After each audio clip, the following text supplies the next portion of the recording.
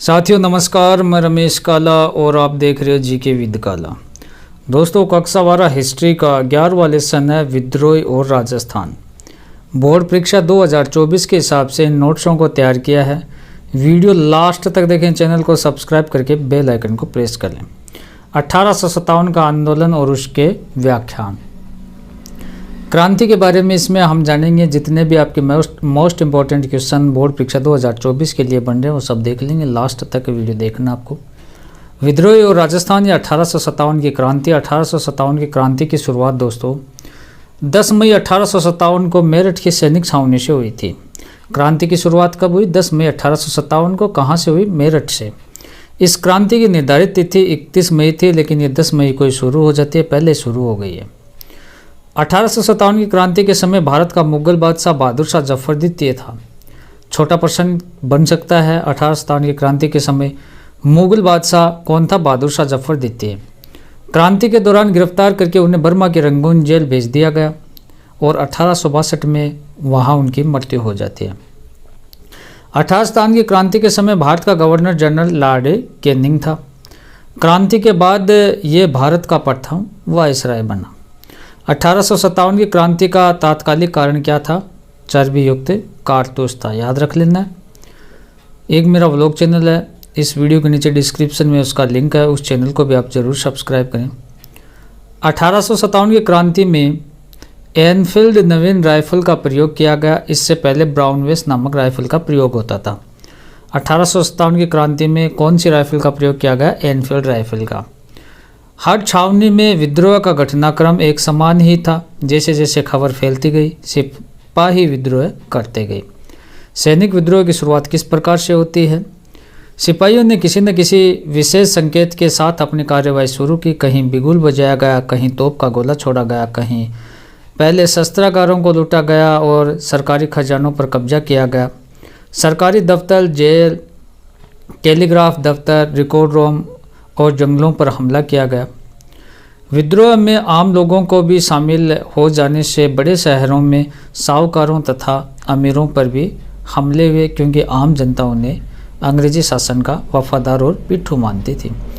1857 की क्रांति का प्रथम शहीद था वो मंगल पांडे था, याद रख लेना आपको, जिन्हें 8 अप्रैल 1857 को फांसी की सजा दी गई। 1857 की क्रांति के समय राजस्थान का एजीजी कौन था? छोटा प्रश्न पूछ लिया जाए। Sir George Patrick Lawrence. कौन था? Sir George Patrick Lawrence. 1857 की क्रांति राजस्थान में सर्वप्रथम 28 मई 1857 को नसीराबाद सैनिक छावनी से हुई। भारत में मेरठ में हुई 10 मई को हुई, राजस्थान में 28 मई को हुई, नसीराबाद सैनिक छावनी से हुई। 1857 की क्रांति के समय राजस्थान में 6 सैनिक छावनियाँ थी। एक नसीराबाद, देवली, एरिनपुरा, ब्यावर, खेरवाड़ा और नीमच।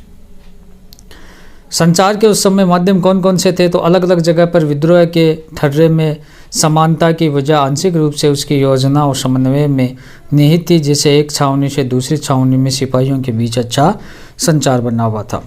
विद्रोह में ये योजना और समन्वय था। रात में सिपाहियों की पंचायतें जुड़ती थी और उनमें सामूहिक रूप से फैसले लिए जाते थे। सिपाही अपने विद्रोह के कर्ता धर्ता समय थे। जब वे एकत्र होते थे तो अपने भविष्य के बारे में वे फैसले लेते थे। विद्रोह के प्रसिद्ध नेता और अनुयायी। अंग्रेजों से मुकाबला करने के लिए नेता और संगठन का होना अति आवश्यक था। विद्रोह ने कई बार ऐसे लोगों की शरण ली जो अंग्रेजों से पहले नेताओं की भूमिका निभाते थे। जैसे दिल्ली में मुगल सम्राट बहादुर शाह जफर, कानपुर में नाना साहब, झांसी में रानी लक्ष्मीबाई, बिहार में कुंवर सिंह। इन लोगों ने दबाव में अन्य विकल्प न होने पर नेतृत्व स्वीकार किया। आम जनता द्वारा नेतृत्व किया गया। कैसे? जैसे बहुत सारे धार्मिक नेता, समय भू पैगंबर प्रचारक भी ब्रिटिश राज्यों को ख़त्म करने की अलख जगा रहे थे। कई स्थानीय नेताएं जैसे उत्तर प्रदेश के बड़ौद परगने में शामिल ने शाहमल तथा छोटा नागपुर में आदिवासी कोल जाति का नेतृत्व गोनू नामक व्यक्ति ने किया था। अब किस प्रकार से अफवाह और भविष्यवाणी फैलती हैं? विद्रोह के समय में तरह तरह की अफवाहें और भविष्यवाणियों ने जनता को ब्रिटिश शासन में शामिल शासन के विरुद्ध उठ खड़े होने को उकसाया। जैसे कैसे कि कारतूसों में गाय और सूअर की चर्बी लगे होने की बात से सिपाहियों का भड़कना, बाजार में मिलने वाले आटे में गाय और सूअर की हड्डियों का चूरा मिलना होना, इन भविष्यवाणियों ने भी लोगों के विद्रोह के लिए प्रेरित किया। प्लासी के युद्ध के 100 साल पूरे होते ही 23 जून 1857 को अंग्रेजी राज खत्म हो जाएगा, ऐसे कुछ धारणाएं थी जो क्रांति का कारण बने।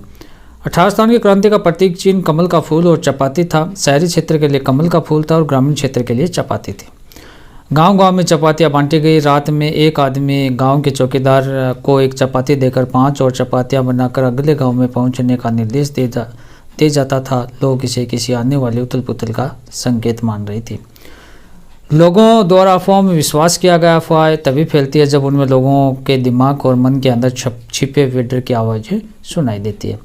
1857 की अफवाह के विश्वास के पीछे 1820 के दशक से अंग्रेजों द्वारा किए गए अनेक कार्य करते थे, जैसे सती प्रथा को गैर कानूनी घोषित करना, विधवा विवाह को कानूनी जामा पहनाना, अंग्रेजी माध्यम में स्कूल, कॉलेज और विश्वविद्यालय खोलना, शासकीय कमजोरी और दत्तकता को अवैध घोषित करके अंग्रेजों द्वारा अवध, झांसी, सतारा और रियासतों को कब्जे में लेना, अंग्रेजी ढंग की शासन व्यवस्था लागू करना, सामाजिक धार्मिक रीति रिवाजों में दखल देना, नई भू राजस्व व्यवस्था लागू करना। वाजिद अली शाह अलोकप्रिय नहीं थे बल्कि लोकप्रिय थे, इसलिए जब नवाब को लखनऊ से कानपुर ले जाया जा रहा था तो बहुत सारे लोग उनके पीछे विलाप करते हुए कानपुर तक आए। नवाब के निष्कासन से दुख और अपमान का एहसास हुआ। दूसरे, नवाब के हटाए जाने से दरबार और उसकी संस्कृतियाँ खत्म हो गई। तीसरे, संगीतकारों, नर्तकों, कवियों, कारीगरों, बावर्चियों, नौकरों, सरकारी कर्मचारियों आदि बहुत सारे लोगों की रोजी रोटी चली गई। फिरंगी राज का आना, एक दुनिया की समाप्ति। तो अवध में विभिन्न प्रकार की पीड़ाओं से राजकुमार, तालुकदार, किसान, सिपाही एक दूसरे से जुड़ गए। वे सभी फिरंगी राज के आगमन को विभिन्न अर्थों में एक दुनिया की समाप्ति के रूप में देखने लगे। अंग्रेजी सत्ता की स्थापना, सभी के सामने संकट पैदा हो गए। सारांश, निपटान नामक एक नई राजस्व व्यवस्था के साथ तालुकदार ने राजस्व का अपना बहुत बड़ा हिस्सा खो दिया।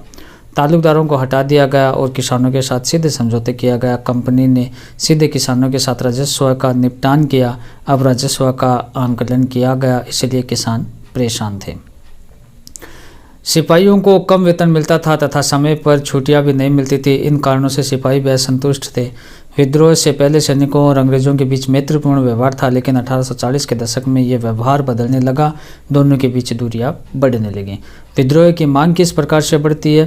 तो विद्रोह के दौरान विद्रोही नेता द्वारा अपने विचारों का प्रचार प्रसार करने, लोगों के विद्रोह में शामिल होने के लिए राजी करने के लिए केवल कुछ उद्घोषणाएं की और 1857 में जो हुआ, जो विद्रोहियों की मांग थी, उनका पुनर्निर्माण करना बहुत मुश्किल था।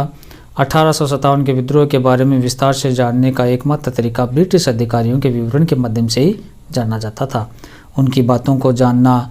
ब्रिटिश नेता द्वारा जारी उद्घोषणा ने जाति और पंथ के बावजूद आबादी के सभी वर्गों में अपील की और विद्रोह को एक युद्ध के रूप में देखा गया, जिसमें हिंदू और मुस्लिम दोनों समान रूप से हारने या पाने में समान थे। इस प्रकार से मैंने आपको इस टॉपिक की मोटी मोटी चीज़ें आपको बताई। दोस्तों, एक मेरा व्लॉग चैनल है, इस वीडियो के नीचे डिस्क्रिप्शन में उसका लिंक है, उस चैनल को भी आप ज़रूर सब्सक्राइब करें। और मोस्ट इम्पॉर्टेंट क्वेश्चनों की जब श्रृंखला आएगी तो आप लोगों को और मोस्ट इम्पॉर्टेंट क्वेश्चन दिए जाएंगे, तो इसके लिए चैनल को सब्सक्राइब कर लें, बेल आइकन को प्रेस कर लें। धन्यवाद दोस्तों।